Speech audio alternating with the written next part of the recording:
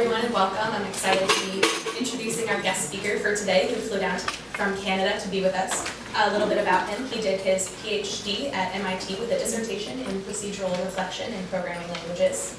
He's currently a professor in philosophy and computer science at the University of Toronto, and his research interests are broad and include the conceptual foundations of computation and information in conjunction with other subjects such as epistemology and metaphysics.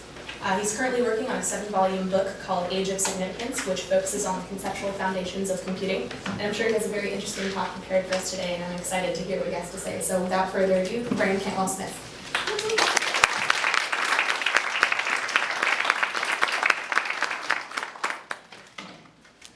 All right, so it's great to be here. Thank you all. I want to thank you. Oh, pointing up even more. I should put my beard. All right. So I want to thank Rasmus Winther, who's been a friend for a long time, and for arranging and making this trip possible. Just fabulous to be here. I just met with a couple of the members of this enterprise called BMC, which was great. I wish I could just meet you every once a week. That would be just fabulous. I want to give 2 warnings before I start. One of them is that this series of books that you mentioned so kindly, I actually have a contract with MIT Press to publish them, and the contract says that I will have the first volume to them in camera copy on January 1st, 1979. So my friend Jeff Nunberg calls them soon to be forthcoming. So don't hold your breath. The other thing I should say is that my partner and I own an island north of Toronto, a couple of hours, and we have a rule on this island that at 5 o'clock we serve gin and tonic and everybody, and the rule is that at 5 o'clock, after 5 o'clock, you're no longer responsible for knowing anything, knowing squat about what you say. You can just utter proclamations about any arbitrary topic and make claims, and you don't have to be able to back them up at all. So I just wanted to say that since it's 6 o'clock, you should probably bear that in mind. Okay, so I want to make a point, and I'm going to try to go through this at an appropriate speed, but I absolutely would love it if you would interrupt if you don't follow stuff. And you can also interrupt and say, look, this is so obvious, why don't you go faster? Because in a way, this is a point that I think programmers in particular understand deeply through their practice, but I'm not sure it's so apparent to others. And so I think there'll probably be varieties in your interpretation of it. It's quite a simple point. We have some practice questions, which I gather is a tradition here, and at the end, and I'm hoping there'll be enough time for you to take a look at them and talk about them. We can come back for discussions and so on and so forth after that. So I look forward to that. Okay, so suppose the semester's ending and you've got to write a paper, and you're kind of not entirely happy. Now, I don't know the practices at centers, but there are at least the following ways of dealing with anxiety. One is you should go find a psychiatrist and lie down on the couch and actually talk your problems out. Of course, the problems might stem from other things than exams. I'm assuming that you're inventive about other sorts of imaginary situations which could cause you anxiety. The other thing is you could take Prozac or some other modern variety of an SSRI inhibitor. And the question I want to address is which should you take? Not in particular with respect to your anxiety, but what is it to think about this question as to which of these 2 things you should take? And we're actually going to talk about other kinds of bottle later, which is probably what you thought the talk was going to be about. So there'll be room for that presently. So what is it to deal with your own mind or others' minds, basically in these 2 terms, psychological terms and neurochemical terms? Here's a stupid idea, just to get rid of a stupid idea. As you know, you don't have 2 parts of your thing, 2 things inside your skull. A little psychology bit and a kind of neurology bit, right? They're the same bit. So forget that. The point is that psychology and neurochemistry are 2 different levels of description of the same thing. 2 prescriptives on 1 integral phenomenon. Now, what it means for it to be an integral phenomenon is part of what we want to talk about. Because what's the sense of it being integral versus what's the sense of the things being different?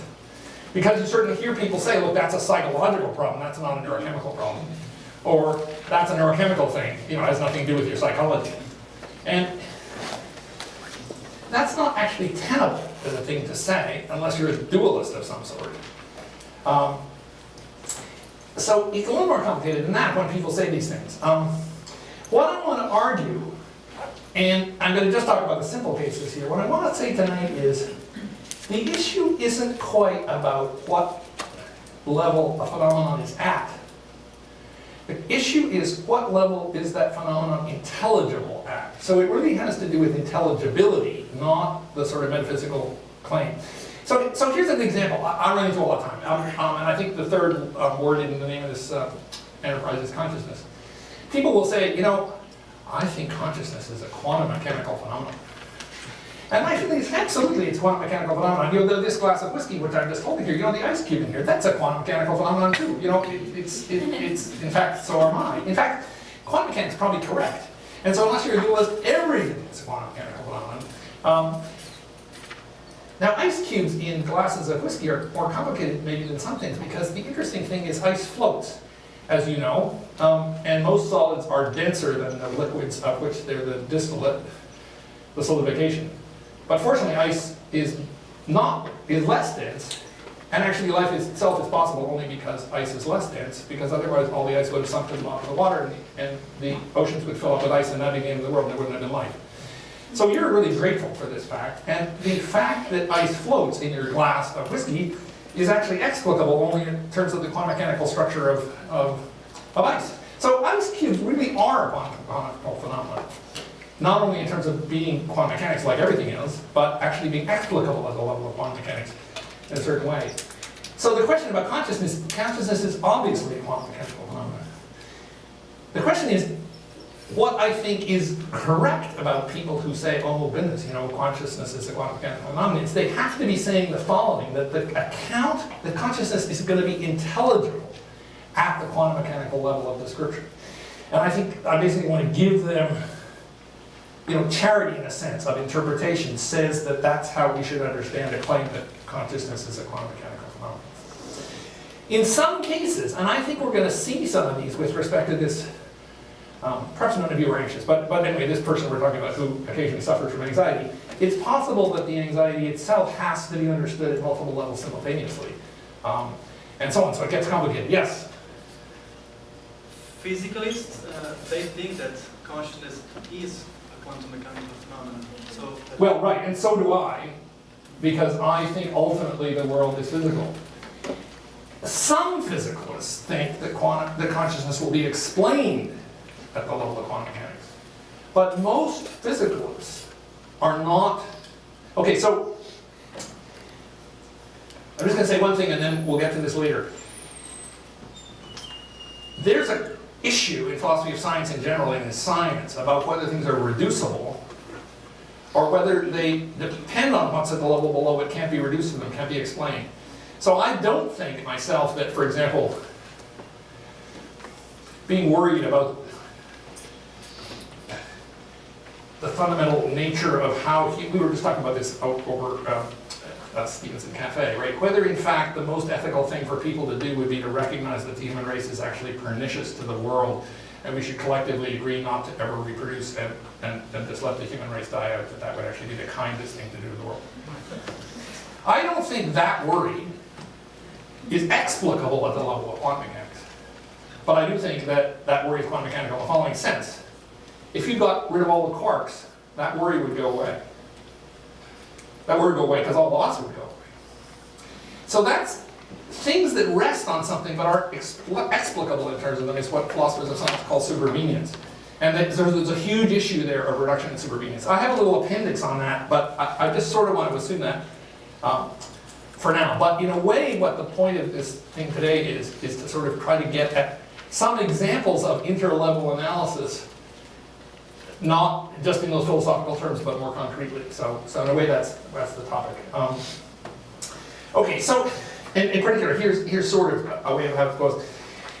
This is kind of what's sometimes called a hierarchy of nature. It's a little glib, and we could all probably give lectures on how it's inadequate. But nevertheless, there's a sort of intuition that there are just different levels of sort of levels of nature or levels of abstraction at which you can explain phenomena. You can talk about social cultural things.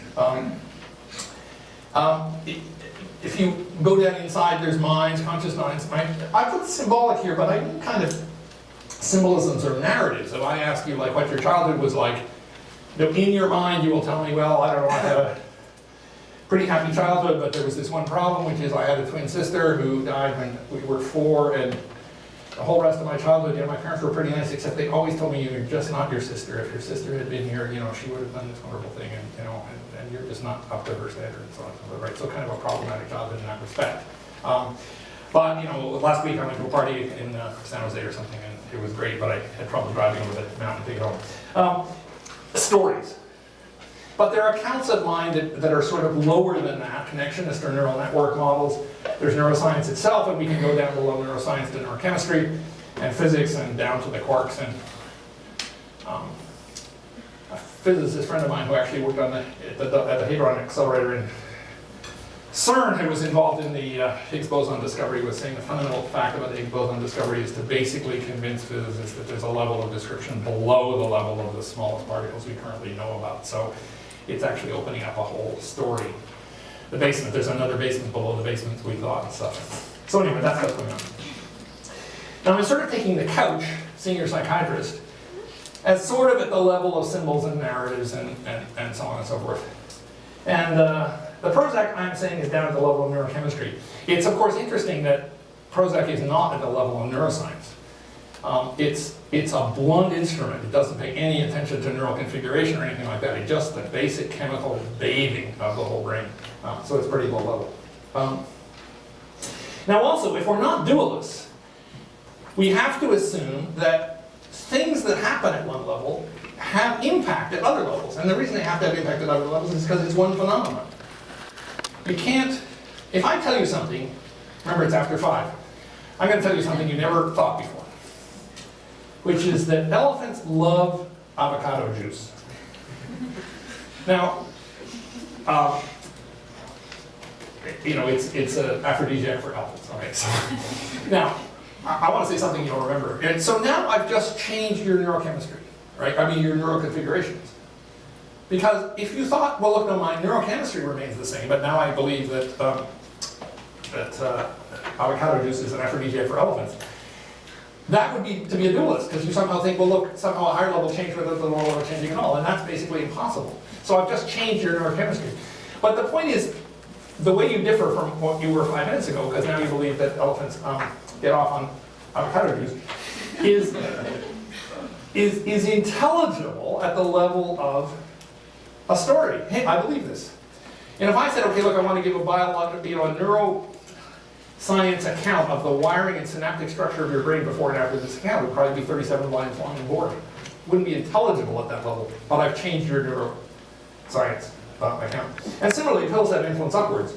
Prozac has influence upwards, that's presumably the point. Other pills have influence upwards too, which I won't talk about. So the question is, how does this inter-level influence work? And how do we understand it? And how it is that we understand it, that's important, because we need to understand the relationship between a system understood at one level of abstraction and that very same system understood at a different level of abstraction. That's what that I want to spend a few minutes on. And as I said, so in response to your question, this relationship between one system and the same system at a different level of abstraction is basically the subject matter in philosophy of the whole discourse on reduction, supervenience, issues of realization, multiple realization. If these words don't mean a lot to you, don't worry about it, but if you know about them, you can just know that's where this issue gets talked about in philosophy of mind. In computer science, it's talked about in terms of implementation. And it's really interesting. In fact, I have a bottle of some sort to give anyone who writes a PhD thesis relating the computer science notion of implementation with the philosophical notion of reduction and supervenience, because it's really two different disciplines that know a ton about the same phenomenon, but the tons they know are not the same tons. It's really interesting. They're subtle in ways that the other isn't, but they're flat-footed in ways that the other is subtle. Anyway, that's just interesting. Okay, so I was going to have this philosophical digression on reduction and supervenience, but I'm going to move it to the end because I gather you've talked about it here a little bit. And I'd rather get to the center of gravity of the topic, which is just to look at some examples of inter-level relations, and so on and so forth. So here's a simple example. Suppose on your laptop screen or your iPhone or whatever, there's an H. So you, for example, have a laptop open there. I dare say on the screen, it's possible it's just pictures, but there's probably a letter, right? So suppose you're looking at this. Now, so let's give an account of this at different levels of abstraction. And, you know, there's been a huge amount of work in the computing industry. You know, Apple was sort of ahead here with so-called retina displays, but now Samsung does better, and so on and so forth, at getting extremely high resolution displays so that you can't see that these are pixelated, right? So you can actually, everything looks continuous. So that's what you see, you just see an H. So I'm going to put these sort of indications of what this phenomenon is at a given level of abstraction over here. These are just sort of icons to kind of indicate it. So this is a level of abstraction which is just an H. Now we can look closer and see that in fact this is a pixelated screen, right? It's not in fact continuous. It's not like film photography, right? It's actually digital, as we say. But this is what's called, you know, a digital display. The display is of pixels, which are visible things, and they're genuinely white or black, right? I mean, they're not, of course, actually white, and they're not very black at all anyway, they're just dark, but we take those to be black and white. So that's the same phenomenon at a sort of closer level of description. So that's fine. Behind that, realizing it, as probably you know, there's typically a bitmap. A bitmap is an array of zeros and ones in the computer. It's not the pixels themselves, but it's the data structure that drives the display to produce the pixels. And that, you know, in this kind of just so story, has zeros where it's supposed to be white on the screen, and it's got a 1 where it's supposed to be black. Okay? So that's pretty straightforward also, and we can put that over there in our little stack. But now I want to say something. I don't know how many of you are computer science majors or have taken lots of programming stuff. Some, but not by any means the majority. Okay, so I'm going to bore you guys. So I'm just going to point you out so I can tell you who I'm boring. It turns out that having bitmaps for everything in your computer is wasteful of memory. So there are ways that this is shrunk, because it turns out there are easy ways to shrink it. So here's a standard way.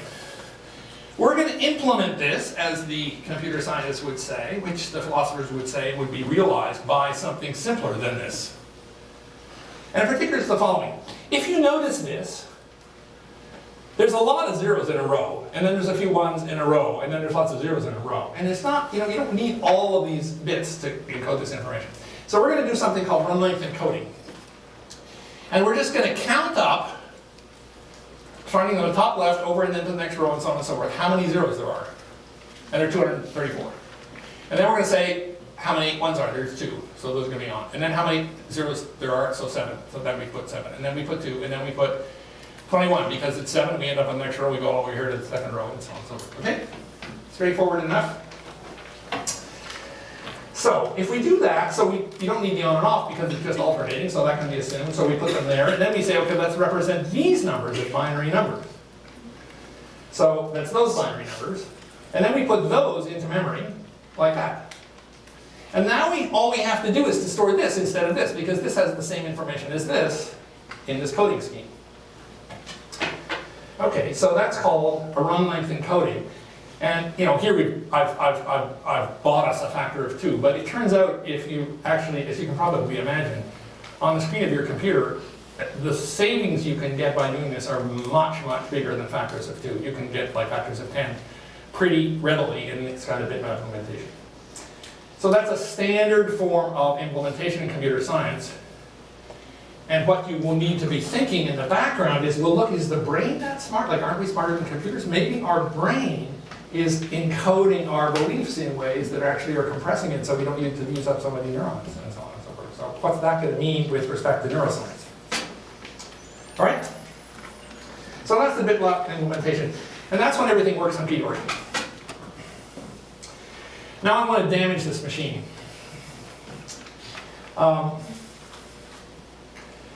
So here's this damaged machine, and when you look at it, and the screen's supposed to be blank, you notice there's a little bar of black there, right? It's supposed to be white screen, it's a little bar of black. Now let's go through the hierarchy, right? At the level of abstraction at which we see it as that, right? There's just a little thing, we go to the pixels, and the pixelated thing, it looks like that, and so on. So now let's put the H up. So we write the H up, and we see that problem up there. Now with the H, it turns out it's not much of a problem. If we put a 7 up, it might actually mislead us to thinking something else is like a T or something like that. So this can be confusing, but anyway, it's a conceptually simple example. So there's the H with the bar, and we put it there. We do the pixelated version, we put it there. We go to the bitmap, which is behind the pixelated version, and we put it there. And now let's try our run length encoding. I'm assuming that this lesion is in the memory, right? It's like there's a short in the bits inside this machine, right? Like when you push the cover down, it actually shorted the memory bits or something, that sort of story like that, and actually just causes them all to be one all the time. And if this was how the bitmap was stored inside the machine, this is what you would see when you displayed it. But now suppose your machine actually was using run length encodings of the things on the screen, right? So this is the first time that it starts to get a little bit tricky. Still a little boring for you, but starting to be less boring. So suppose we wrote down the run length encoding of the H that we had before and wrote it into memory, but we have written it into this memory with this lesion in the memory.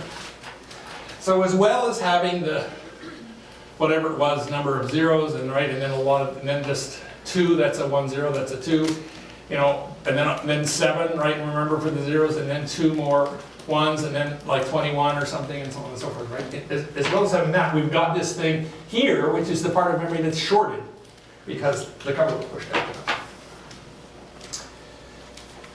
This is not the run length encoding of those images we've seen before, because the images that we've seen before with that bar on it would only be what you would see if the encoding of the bitmap for the pixelated display was actually stored in the full bitmap sense. But if we had the bitmap for the display stored in this compressed case, and we stick it in a memory which has those cells shorted on, here's what the run length encoding would effectively say. It would start off 234, 21, whatever, 2, 7, and so on and so forth, right along here, along here. But then up here, it would say there are 15 things, what's that off? I'm at the side here, off. And then 248 on, because it's stuck.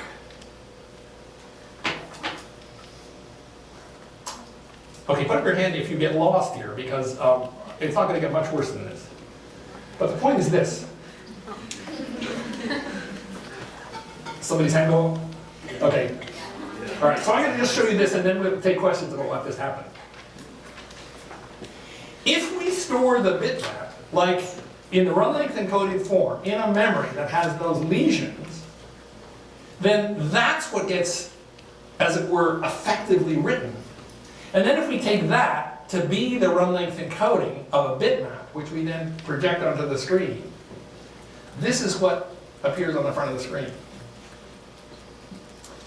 Because the thing has, you know, a whole bunch of zeros and then 2 1s and a whole bunch of stuff, and it gets here. But then at the over here, there's 15 off because there was supposed to be only 7 off, but there were some extra 1s glued on to the right of it, which caused it to think 15 are off. And then there was a whole bunch more 1s, which are the lesion, which said that in fact 248 bits were on, right, because of the lesion. So it goes like this for 248 bits. And then it gets past the lesion, as it were, and goes back to sort of being normal, but it's all askew because it got out of sync and so on. So what would be an analogy?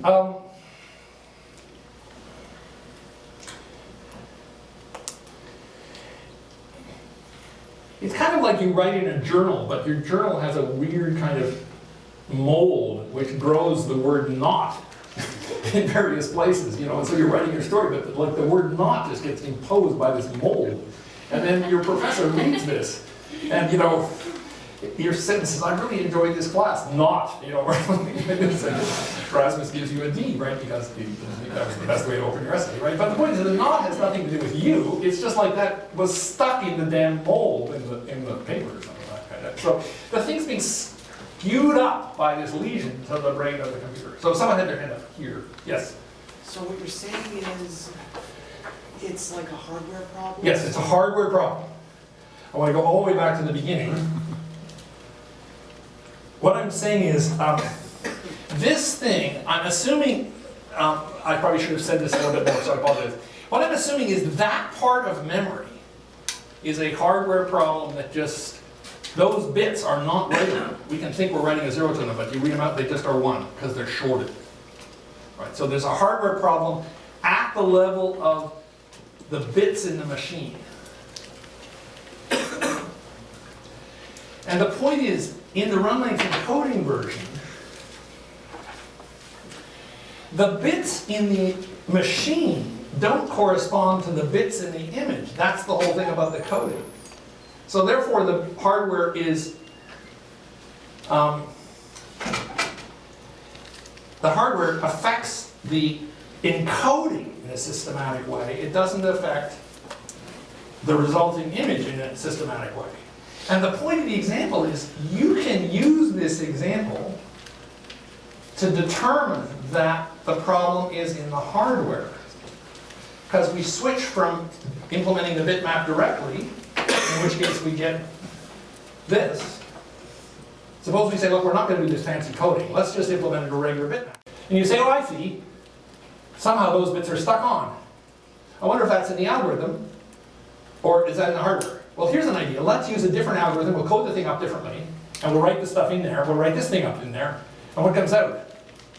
And then you see this, and you see, oh, that's interesting. I can tell that what's happened is the constant thing, the regularity, isn't in the image. The image is really different when I use a different encoding, but I can actually explain this image if I realize this is the coding I used and there's a problem in the memory. So in other words, these things on the screen are in some sense an evidential basis for the question you ask. Yes, here's proof, is kind of what I'm suggesting. Here's proof that the problem is in the hardware. Okay, any other questions? I mean, you might well have lots, so it's fine. Yeah, your question, your hand is kind of ambiguously trying to go up, but your other hand is trying to keep it down. But. So are you trying to, I have like a couple questions. Yeah, that's fine, it's fine. So are you trying to propose that our neurons in our brain are damaged and like that's the hardware, or memories of how we portray that is like the damage with our psychological problem? Yeah, I mean, that's where we're going. I mean, we're not there yet, Yeah. but yeah, that's where we're going. How, I can't wrap my brain around how those two are correlated. Okay, well, that's a great question, but let's keep going for a little bit, okay? Because that's what I'm going to try to, in a way, suggest, right?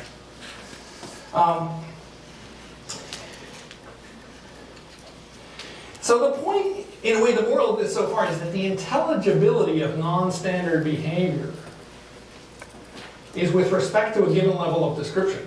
So what I want to say is, here, this non-standard behavior is pretty unintelligible.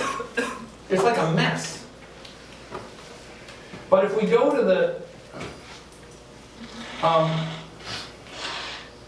we don't have the zeros there, but anyway, if we go to the hardware level, it's pretty intelligible. It's that memory address 123 through 129 or something are wired to 1, right? It's intelligible as a hardware problem. But the run length encoding example shows it's not intelligible as a display phenomenon. So that's kind of the moral of this, which is whether it's intelligible depends on what level you're looking at it. It's kind of unintelligible at this level, at the display level, because if you change the way the picture is encoded, the picture ends up being completely weirdly affected. So it doesn't, you know, so if you imagine, look, you try this and you try this and stuff, and then you go to the doctor and say, look, I got the strangest computer. It's got a weird kind of it must have been taking acid, this computer. And I put up certain kinds of pictures and they're okay, there's just like a line, but then I give it other kinds of encodings and it suddenly loses its mind. Maybe it's allergic to these encodings. And it throws all kinds of strange Rorschach stuff out and so on and so forth. It's like, I don't get it. And then this gentleman comes along and says, look, it's not a problem.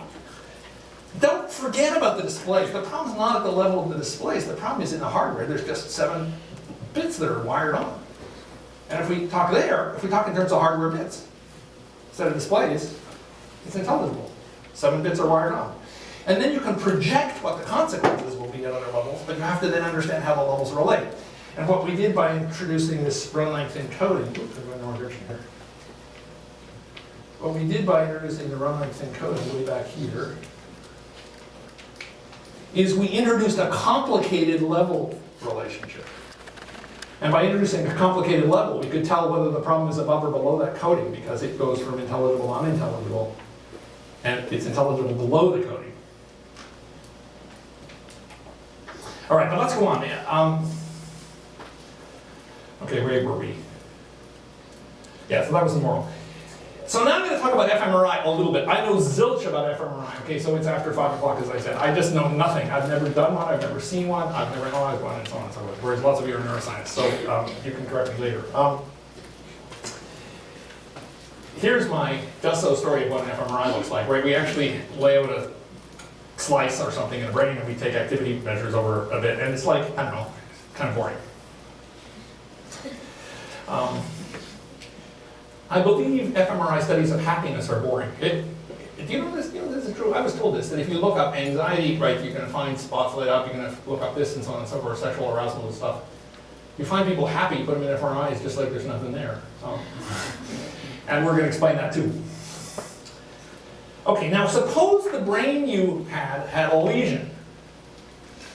Like there's actually a scar or something in some necrotic tissue or something in your brain, and I'm just representing this way. So you light up, do the fMRI and actually study this thing, and there's not going to be any activity in these neurons over here because they died.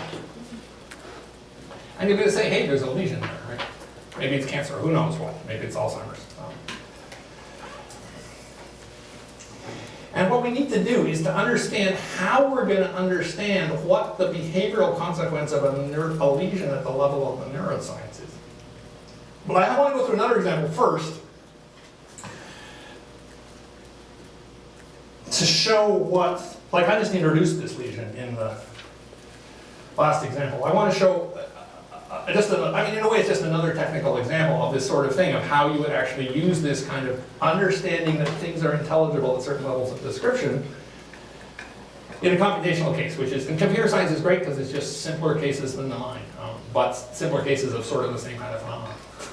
Okay, so we want a machine that can add, and here's a table of its behavior, right? So we're just doing quality assurance on the production line, and we just add numbers 1 through 16, and we add them up to numbers 1 through 16, and we just figure out what the thing says, and this guy's good, so out it goes, and we sell it for 2 cents. Here's the next one that comes down the line, and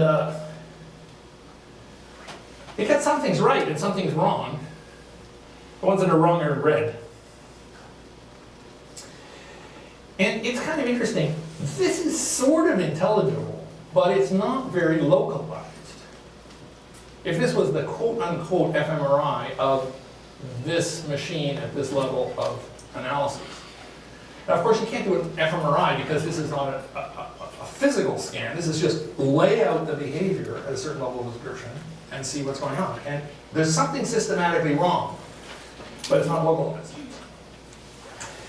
So let's sort of think, okay, let's start to construct this analogy with neurons that you were asking about. Suppose we've got this machine on the assembly line, and and it doesn't exactly work, but we want to figure out what's wrong with it, because we might have to recall a whole lot of them or whatever. So we look at the chemistry of this thing, and it's pretty okay. I mean, I don't know, we do fMRIs. I mean, quote-unquote fMRIs, right? We look at some configuration of the chemicals, like maybe this is all the chemicals, and these are the numbers of them a certain density or something like that, or spatially arranged in this case, and different chemicals here, sodium and potassium and tuna or something. It doesn't really matter, right? Just the conceptual framework that we're looking at this machine in terms of, and we look at how chemicals are used in various ways and stuff. It's kind of boring. There's some variability, but maybe we're used to there being variability from other cases. Then we say, okay, well, if this is a digital thing, let's actually look at how the bits are used in this defective thing that adds improperly. And it's interesting that the bits are used, in various ways, but there's nothing very striking about it.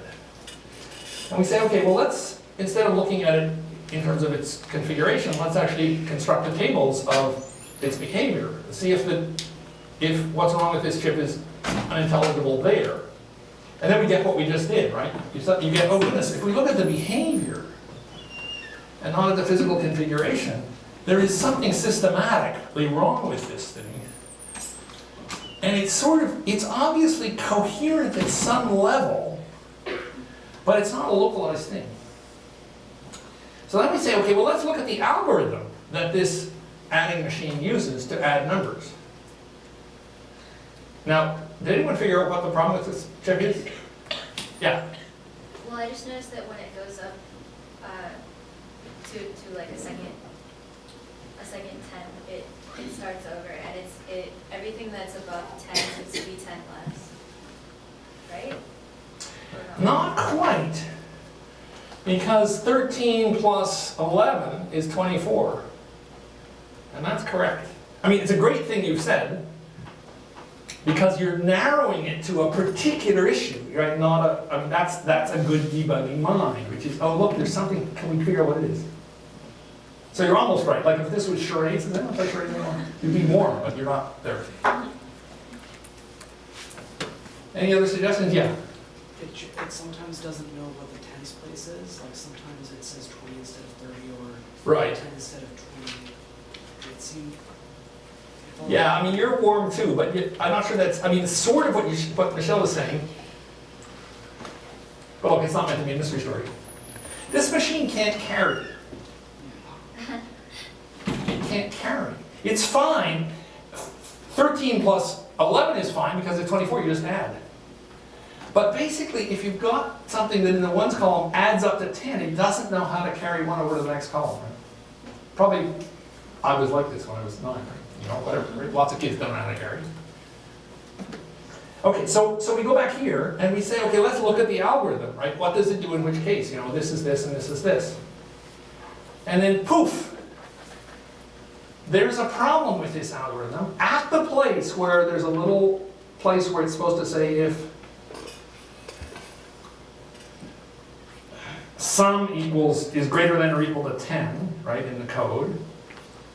And then it just stopped or something. Somebody forgot to write in carry the 1. Or they put in, carny the 1 because they mistyped carry and they put it in n. And carny 1 doesn't actually exist. And so nothing happens and so on as long as the machine carries. So you've got a bug in your program. But the point of this is, okay, so what's wrong with this chip? It's at this level of description. It's at the level of the algorithm there's a mistake, because if we conceive of it that way, it narrows it down and focuses, and that's where the problem is. And at the other levels, which are more and more removed from the algorithm, the level of mistake starts to actually just get distributed and kind of messy. So, is the problem with this a chemical problem? Yes, it's a chemical problem. It has to be a chemical problem, because otherwise this machine would actually violate materialism. It would become a dualistic machine. Of course it has to be a chemical problem. But is it intelligible at the level of chemistry? No. It's a mess at the level of chemistry. But as we get to higher levels, we get closer to it being intelligible, right? Focused, clear, distilled. So if you're going to fix it, you got to fix it there. Now I don't have the slides for this, but a great example would be, okay, there's this thing in the hacker world, or geek world, or something like this, where you overclock your computer, right? You buy your computer, you turn the voltage up too high. It's kind of like drinking 7 espressos or something like this, right, for the computer. You just turn it up and it gets kind of edgier and edgier and goes faster and faster and faster and faster. And at a certain point, you turn up the voltage too much and it just goes haywire. And if you turn up a voltage too high on a computer to the point where it's starting making random errors, you try to say, well, look, I don't know with my computer. Like when I type in this, it sometimes says this, but it doesn't always. And if this is running, then in fact, maybe this happens, but you know, it doesn't. But if I run Photoshop, but if I run in this image, you know, the thing crashes, but if I run in this image, it doesn't crash. And so, you know, you write your bug report and it's 47 volumes. It's going to be a mess, the description of the level of behavior. So then we do memory dumps, and well, you know, we notice that in fact the upper banks of memory tend to actually have problems in them and stuff. But then we switch the memory around, and it doesn't turn out to have to do with the memory module itself, and so on and so forth. And then we go look and say, okay, well, look, let's look at the basic voltage and temperature and so on and so forth. And guess what? The voltage is too high. So in that case, we have an intelligible thing down at the level of not chemistry, but the electrical system, and the behavior's random. So then we can say, well, look, cool it, let's just turn the voltage down from 1.8 to 1.7, boom, suddenly the machine works again. And this is what these guys do all the time. All right, problem. This carry problem actually exists would be what we would have said before this talk, but basically what I want to say is that's the level at which the problem of this chip is intelligible, even though it actually exists at all of these levels. So forget those, we fix it at that level. Okay, so now let's get to the, how are we doing on time? Are we okay? And we have to wait. 7:45. 7:45, okay, there's lots of. I mean, there's a break in the middle. All right, oh, there's a break in the middle, okay. Some people's hands are up, yeah. Example of the highest level would be, so like, sociocultural or symbolic connection in neuroscience, which one is? Don't know. I mean, it's a great question, and it's going to come up in a minute. Okay. So you keep asking things in the future, which is fabulous. Okay, we'll get there. Did you have a question here? I see these hands. It's like gravity doesn't work anymore. So all right, so let's talk about this anxious person. Okay, here's one case of anxiety. We look at their chemistry. Sodium, potassium, whatever. You know, it's a little weird, but it's kind of a mess. I mean, you know, a mess in the sense that maybe, you know, maybe most people are kind of a mess like this, or anyway, if this is how they differ from most people, not very much difference. Seem chemically pretty good shape. We look at various neurochemical states, like circulating serotonin, or, you know, circulating serotonin and circulating, I don't know, oxygen and GABA inhibitors, God knows, I mean, not that, I don't know, you know, pH and so on and so forth. And guess what? pH is fine, circulating oxygen is fine, this kind of stuff, temperature is fine. But here, where we're actually looking at circulating serotonin levels, it's kind of dicey, right? There's something wrong with the circulating serotonin levels of this person. But then we say, okay, well look, we're just a lab, we can't do our judgment. Let's actually look at how their neural synapses are wired and connected and so on and so forth. And you know, there's sort of some pattern there of kind of things that are a little out of kilter, but it's not terribly intelligible. And then we talk to them, you know, you talk to this person, you say, well, you know, how do you feel about your professor? And well, they're fine and stuff, you know, they once looked at me weird and I'm sure they didn't like me, but you know, and then, you know, so I'm driving down the street, how's the traffic? Well, you know, in the last few days, the traffic in Sacramento has really been awful, you know, the drivers, there's a lot of road rage. And you know, it's kind of funny, because if I get some sleep, there's less road rage. But it's really a function of my sleep, and that's kind of odd. And you know, did you notice Alice the other day? You know, she was talking about drops, you know, fruit flies or something, but I'm sure that was a metaphor about how it is that she doesn't like me actually, in spite of the fact that he's a good president. You kind of think, what's wrong with this person? This just doesn't make any sense at all. And sure enough, it doesn't make any sense at all. And the reason it doesn't make any sense at all is it's not intelligible at the level of the stories. But guess what down here? This person has too little serotonin. So we want to give them a serotonin uptake inhibitor, which, you know, uptake inhibitor means it's taken out of the blood and we're going to inhibit it being taken out, or not the blood, but anyway, it's going to be taken out. So we're going to inhibit it being taken out, which means it won't be taken out, so there'll be more. And suddenly this person becomes happy. And you marry them or whatever. So the point is, this person's anxiety is intelligible at that level. and so should be treated with actions that affect things at that level of intelligibility. They don't need to go see a psychiatrist because the psychiatrist can be complete. I mean, you know, psychiatrists in the old sense, like clinical psychologists kind of people, right? Psychiatrists prescribe drugs now, but that's a recent aberration. They don't need to lie on a couch, that's really what I'm trying to say, and talk, because their talk is just going to be kind of noise. They're not going to get helped by talking and talking and talking and talking. And of course they're not going to be helped because they just need a little more serotonin. So forget the couch, buy the Prozac, get rid of these levels, even though the phenomenon exists there, but it's not intelligible there. Take the pills and the person's fine. Just so story, of course. Yes?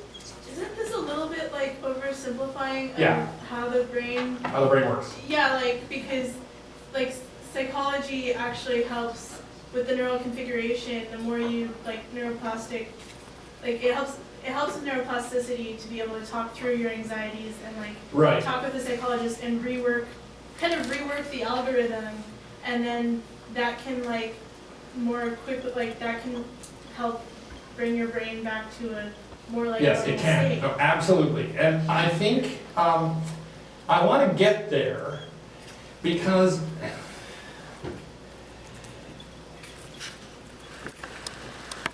can I just say I want to get there? Yeah. I think you're absolutely right. I think the fact that you're right, the fact that you're pointing to is actually in some ways the most interesting thing that has been learned in neuroscience, even though it's not, I think, expressly formulated. And I think the comparison with computing is interesting with respect to that. And we can actually learn something about the notion of implementation that the brain has evolved into as opposed to the notions of implementation that we actually build into computers and so on and so on. So I think it's a very pragmatistic word topic. But So there's also limits to that analogy, and like I think of it kind of like working from both like under and over. Like I don't necessarily think that it's like, oh, check mark, neurochemistry fixed, you know, because like anxious. No, that's right. Yeah. That's like, right. No, that's so absolutely right. that picture is a little No, problematic. it's definitely problematic. I mean, I guess maybe I should have said at the beginning. This is meant to be a just so story. You know, how the tiger got their stripes in a way. But I think it provides, I mean, that's the hope anyway, that it provides, in a way, conceptual tools to understand something about systems that have to be understood at multiple levels.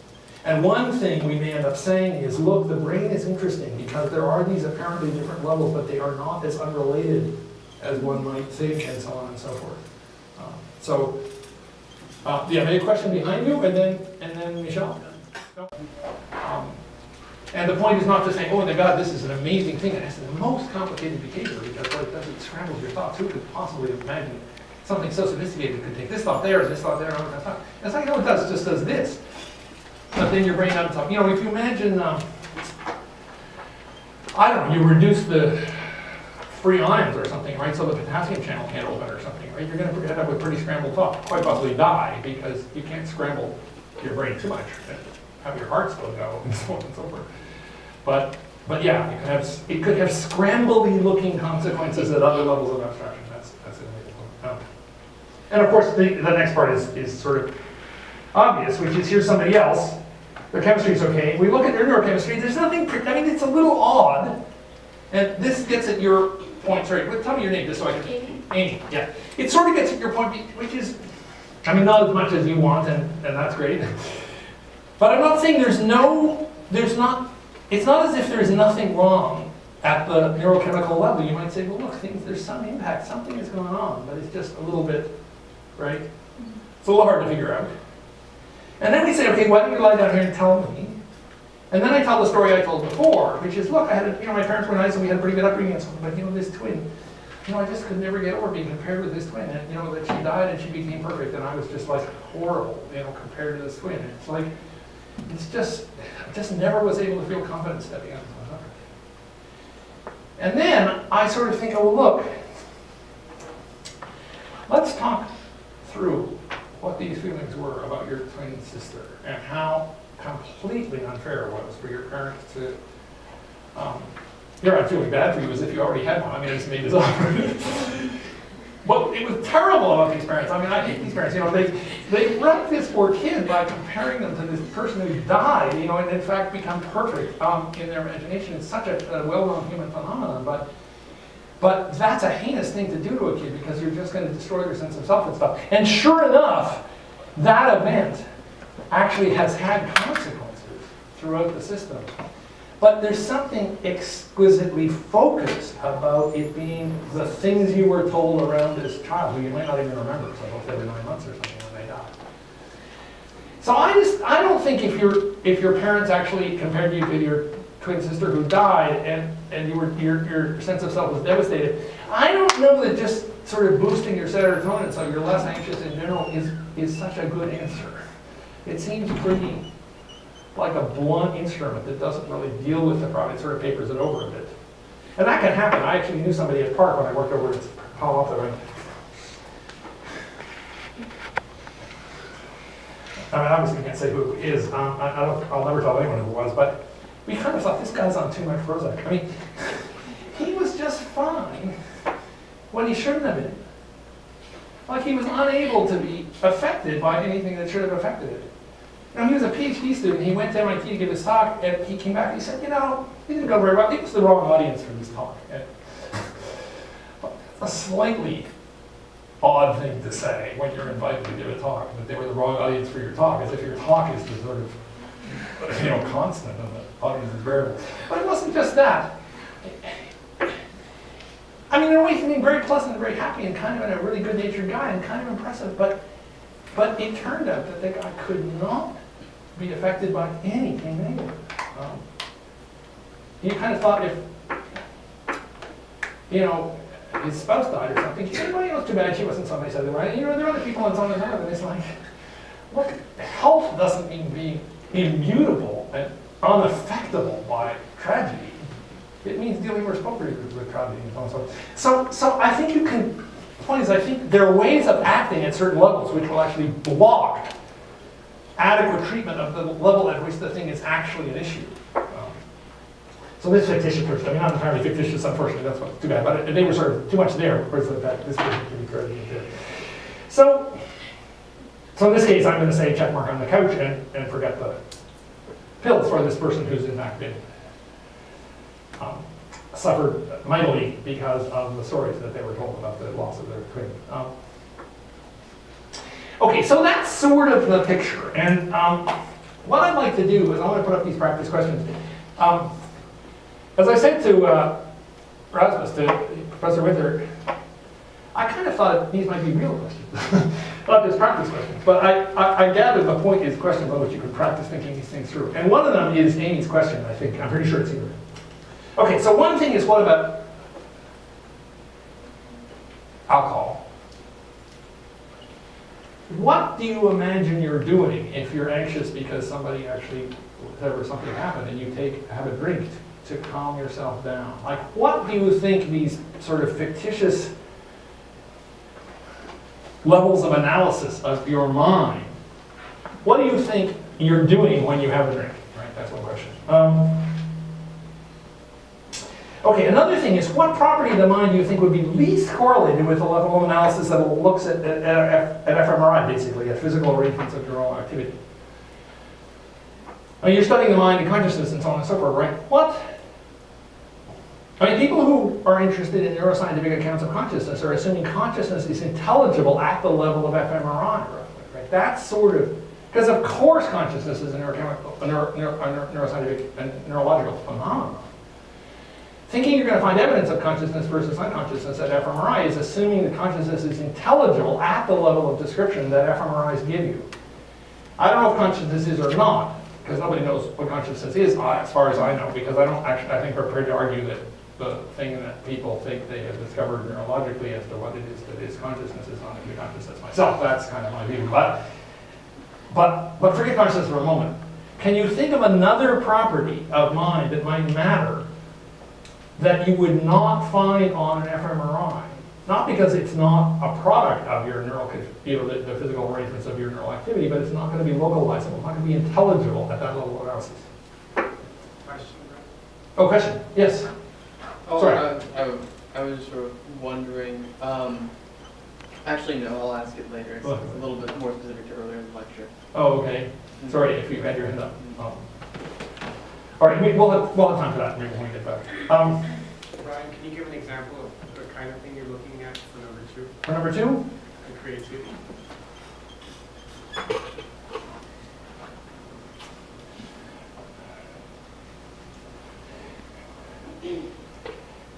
Yeah, so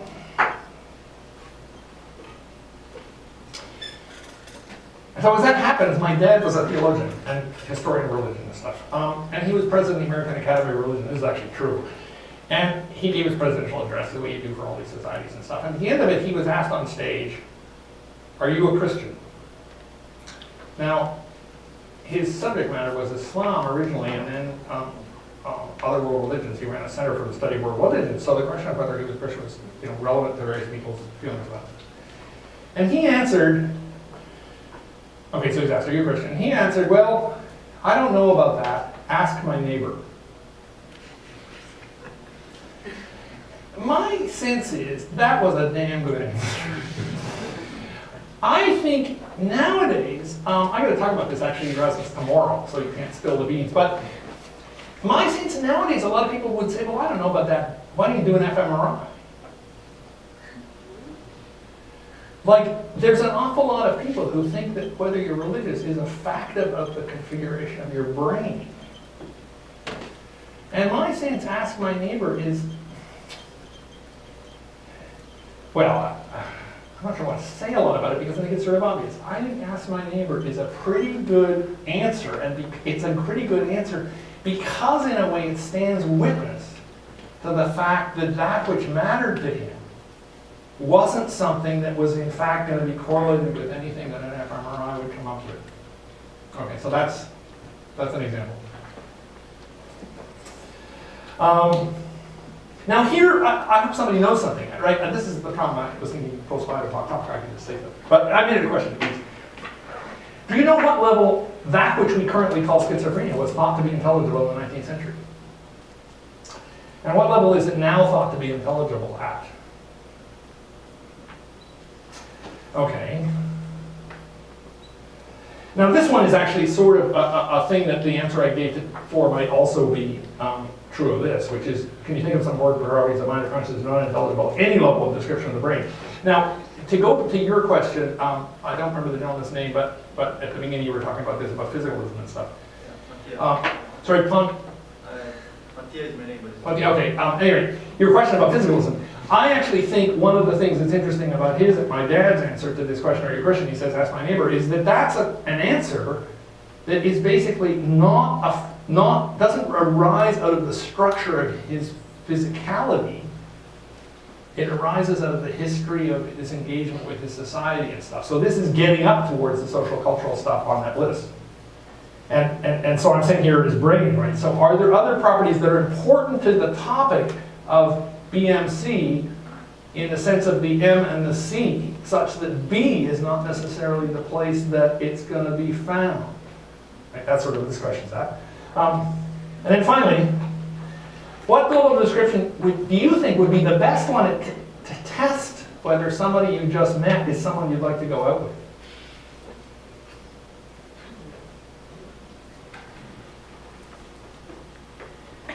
I guess what I want to say is this. The point of this talk is not to endorse any particular levels of abstraction, or even really to say that they're levels of abstraction in a very serious sense. The point is we have different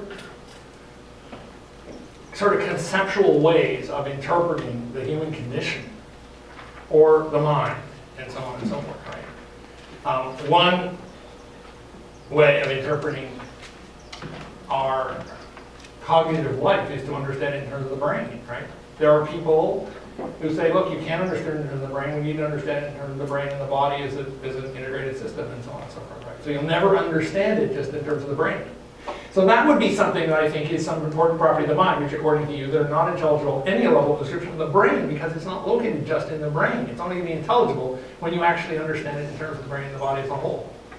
But then I think your question is a great one, which is, look, fundamentally, I don't know, ADHD or anxiety, performance anxiety, or this metricization of the university and so on and so forth, right? It generated a whole lot of anxiety. There's nothing wrong with the people.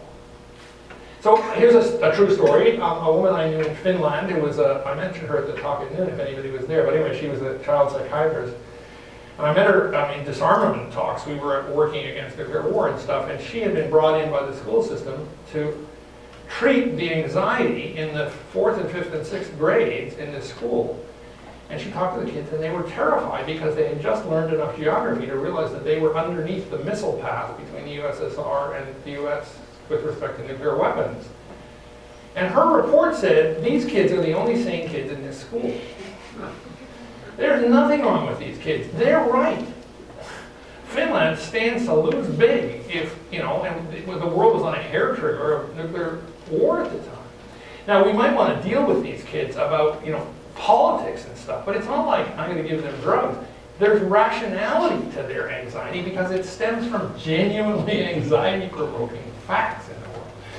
So, I don't know if anxiety and so on and so forth among North American colleges is quite as dramatic as that, but it may have systematic results and stuff. And I think that's a great example of things that are properties of mind that are in fact intelligible in terms of the social and political and economic configuration that the person's located in. It's not a problem with their brain. Now, I don't know if I spoke carefully enough. It's not a problem with their brain. That doesn't prove that if you were to actually look at their brain in terms of levels of abstraction, that you wouldn't see certain sorts of issues. And to get to Amy's question, which was a great question, and I mean, this is meant to be, this is glib. It's really simplistic and glib. It's just a pedagogical device.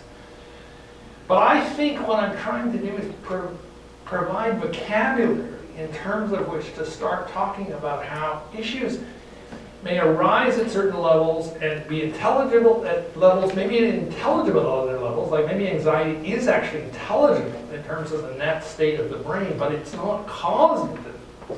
It's not a result of the brain being in that state. That cause itself is a result of a whole different level of analysis, which has to do with economic things and so on and so forth.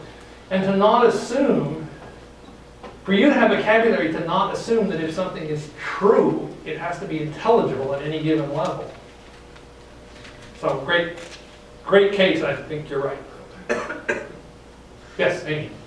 So two things. One thing I wanted to mention is setting a standard. Something that's really important in science is having a standard sample to compare to, and so having a standard brain is really kind of weird and problematic. But the other thing that I thought was interesting is the metaphor you brought up of molding a pot and then being clay yourself, and in the I think that's kind of relevant to the brain too, because it's almost like it's forming itself, and it's almost like everything is so, I don't know how to explain it, but you talked about how basically you're kind of a person making a pot, but then also you're made of the same stuff. So yeah. I don't know if that relates at all. Well, yeah, I think at least in two ways.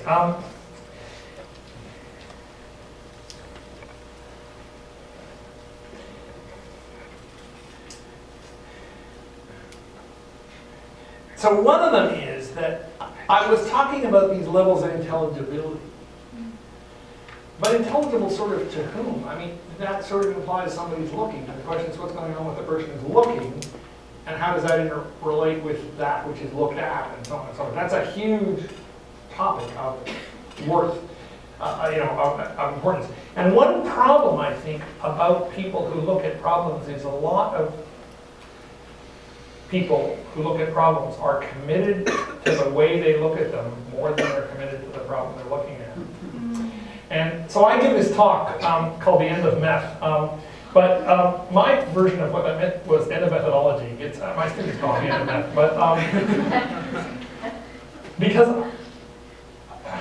I think, actually another thing my dad said, I wasn't normally going to mention it, but I happened to mention it before. Another thing he said was that the rise of methodology was the worst intellectual disaster in the 20th century. And I actually agree with him. Because of this, why do we say what methodology you're using experiment. Like, I don't say, look, when you go to, San Jose on Saturday night, go to that place, what kind of pharmacology are you buying? I mean, I just say what kind of drugs, what's the ology part? Or, like on your iPad, what kind of musicology do you listen to? And I just want the music. What's this musicology, right? Logos means the study of something. So if I'm going to ask you what the experiment that you're going to do, that in this assignment that Professor Winther has given you, I'm going to say method. Methodology means the study of method. Why does he want the study of method? And I mean, of course, he's innocent, but the word has become not a shorthand, but a longhand. It's like, here, let's use 5 syllables for this other word. It's hard to pronounce. It only has 2, and actually we're going to include those 2 in the 5. I mean, it's bizarre. And I think the reason it's taken on the life it has is because methodology rose when the university started individuating departments and granting success based on your methods, not on what you studied. And I have another friend, I wouldn't even mention this guy's name if I had to, but I probably shouldn't. He thinks of himself as the most interdisciplinary person in the world. He's just a fabulous academic. He's prepared to study anything. He will study quantum cosmography, he will study traffic patterns in the Bay Area, he will study, the spread of AIDS in South Africa, about the economic structure of women with disadvantage and so on. Absolutely neutral, as long as he can use differential equations. It's like a priori with him that differential equations are the right method. You bring me a phenomenon, and I will find it intelligible using my method. Hammer and the nail. Hammer and the nail. And I think methodology reflects people's have shifted their allegiance from a phenomenon in the world to the method they use, and they forced it the phenomenon into the method. And so that's another way I think your question bears on this, which is people who analyze problems who have a priori commitments to ways of understanding the mind, and then they're going to require that the phenomenon be intelligible in those terms, like neurally located. And I think one thing that you might be able to do as an act of resistance is say, look, I don't believe that this phenomenon is intelligible in the terms in which you are framing your analysis. For example, I don't think genuine altruism is intelligible, this is me personally,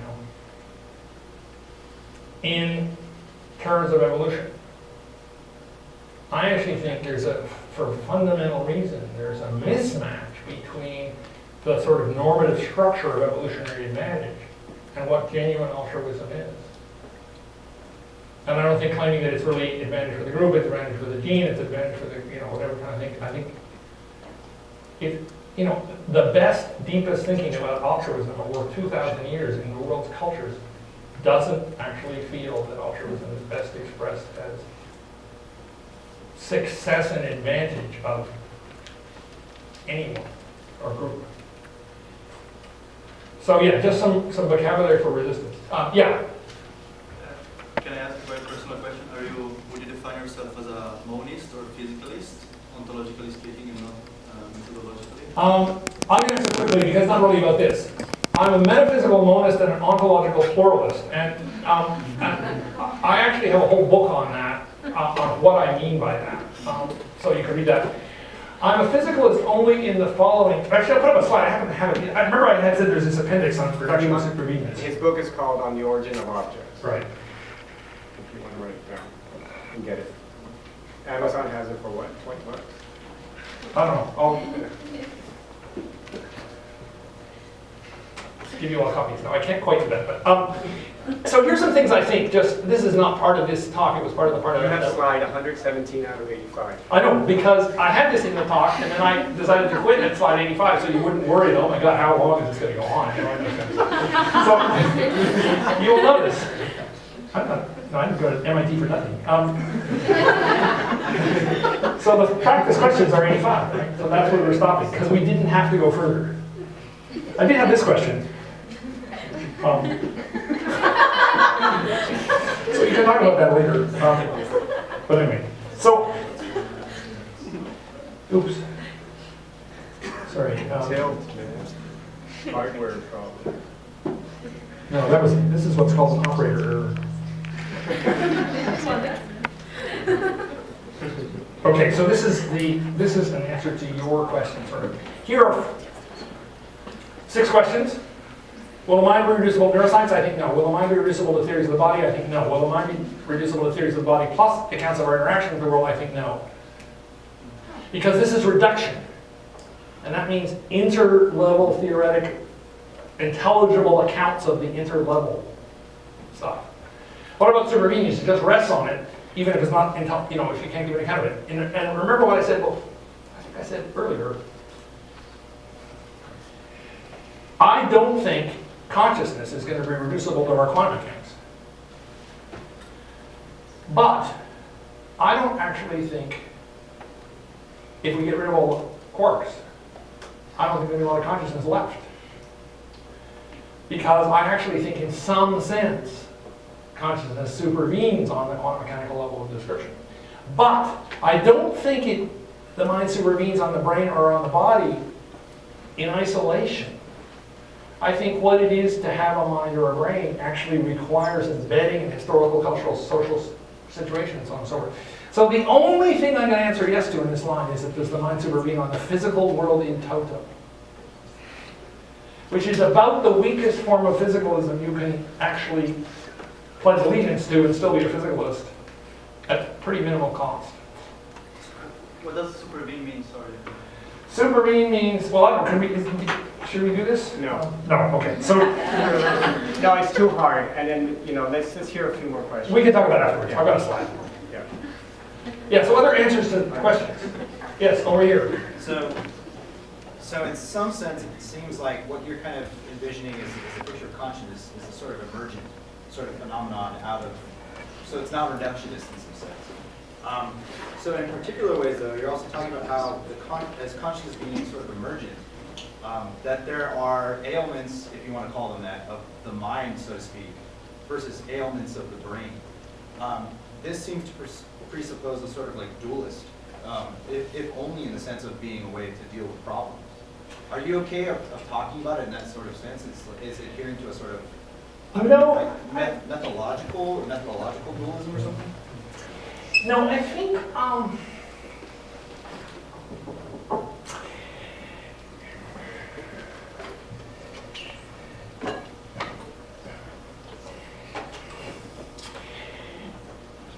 okay, first analogy. Computer scientists build systems that are intelligible different levels of abstraction and absolutely incomprehensible, issues are incomprehensible to others. I mean, not totally incomprehensible, we write the programs and so on and so forth, but it's bloody difficult to figure out what's going on at different levels and so on. The relations between levels are much more opaque than I think the neural levels, which is partly what I think Amy's question earlier was getting at, which is, look, talk therapy and serotonin levels may be more intimately related than you might have expected would be metaphysically necessary. Computer scientists build them all the time. It would be weird to call computer scientists who excel at implementation, which is every computer scientist worth their salt, methodological dualists. There's something wacky about saying that. Because implementation is a perfectly genuine phenomenon, it's not spooky, it's not metaphysically spooky, it's just really interesting that when you actually deal with complex systems, we can understand at different levels of analysis. So I think this idea about being a methodological dualist it's not helpful because it connotes all kinds of stuff which is false. The fact that things are intelligible at different levels of abstraction is not a Nobel Prize winning insight. Everybody knows it. So the issue is if everyone knows it, why are we tempted to use all this fancy language about methodological dualism? And why doesn't every neuroscientist know this? In fact, why don't you learn all of this in your first 2 classes in neuroscience? And actually, I don't know the answer to that. I think your opening question is really interesting. Can there be elements of the mind that are not elements of the brain? And I think your question over here about the anxiety structures of undergraduate education, professionalized, corporatized, mercantilized,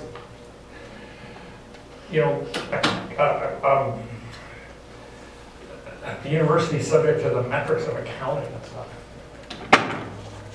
That generates ailments of the mind that may be reflected in the structures of brain, but they're not ailments of the brain. There's nothing wrong with that brain. There's something wrong with the socioeconomic conditions in which that brain is operating, such that, in fact, this person has an ailment of the mind. I think that's a great line.